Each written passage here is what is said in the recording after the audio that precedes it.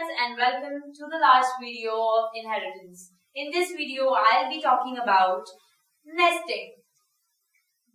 We already know what nesting is in its simplest form. We have talked about multi-level inheritance. That is, when one class is inheriting from a class that is in turn inheriting from another class. This is called multi-level inheritance. For example, A is inheriting from B and B is in turn inheriting from C.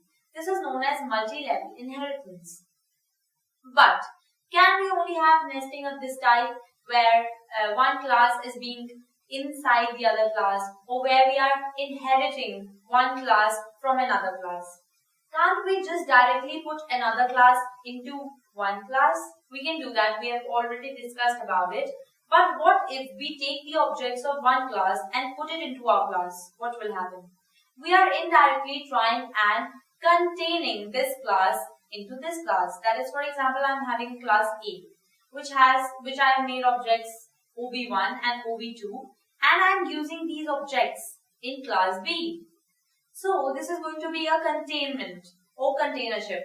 When the objects of one class are being used or contained in another class, this is going to be containment or containership. So we'll be talking about it in brief in this video. That is, for example, I have a class A, okay, and I have a class B. The class A has, let's say, two variables in the private section, A and B.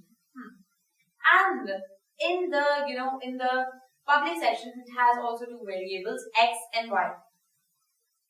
Now, we have another class, okay, let's say its class is C, and we do not have anything inside it as such, but we rather put the objects of this class into this class. How can we do that? We'll take the name of this class. Let's say the name of this class is Y. So Y and OB1. So this is the declaration of one of the objects of this class into the class. That is the C class. In the C class, we are declaring the objects of Y class. That means we are using the objects of Y class in C class. Now, how will I actually be, invoking its constructor? That means invoking the object creation. After the object is being created, you already know that constructor gets to be called, and the constructor initializes your variables. But in this case, this will not happen as soon as the object gets created. Why? Because it might need some parameters. So how will I set some parameters in this case? I'll simply go to the derived classes public section, and then I can simply write, let's say, the constructor name of the derived class. So in this case, we have the derived class to be C. Okay, so you can see on the left side of me as well too. C is the derived class, and in C you are having the constructor in the public, and then in the constructor you are having the signature of the constructor, in which it is requiring some of the variables. Let's say it's requiring variables H and J. But the constructor you are trying to invoke of, that is of the class Y, of whose object you have created, OB1. It is requiring two arguments, that is, let's say D and E. You will also include these arguments in the signature of the constructor of your class C. And then you will use a semicolon, and then you will write the object name, that is OB1, and then you will write the arguments that are required by OB1 enclosed in a bracket. So now, in this case, if you've been along with me through this journey of C++, then you might be knowing that this kind of a calling to a constructor is an implicit call, where the name of the constructor or the class is not being used, and only the object's name is being used, followed by the values that the constructor requires to be invoked.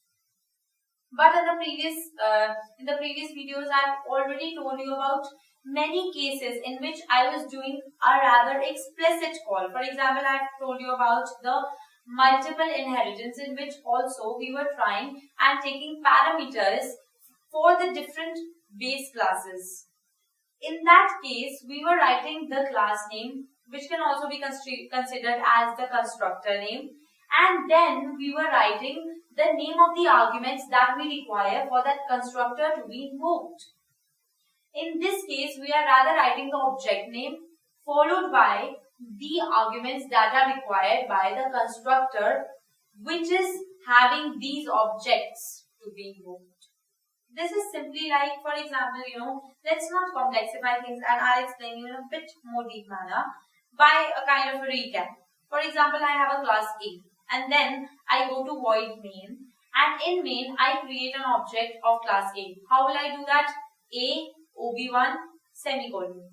Then I'm trying and invoking the constructors of A by using implicit call. Now, so how will I do that?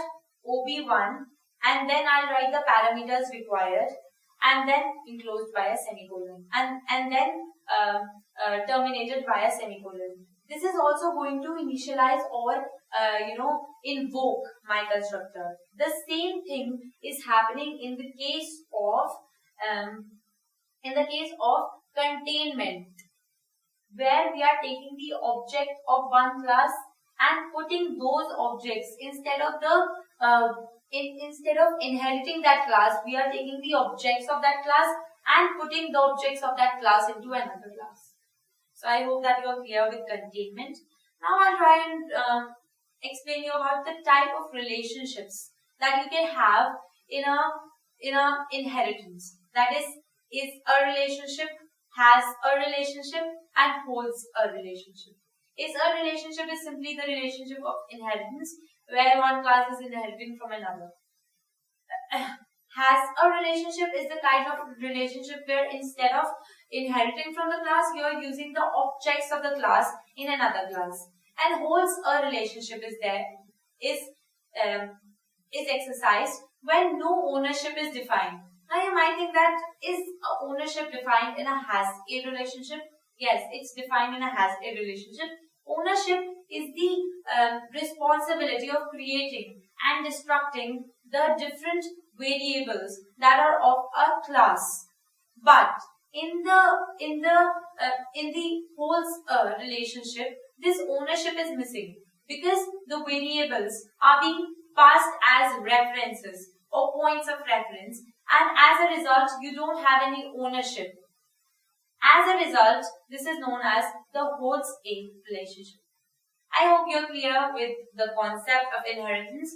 C++ is a very vast language and a very beautiful one too. You can code and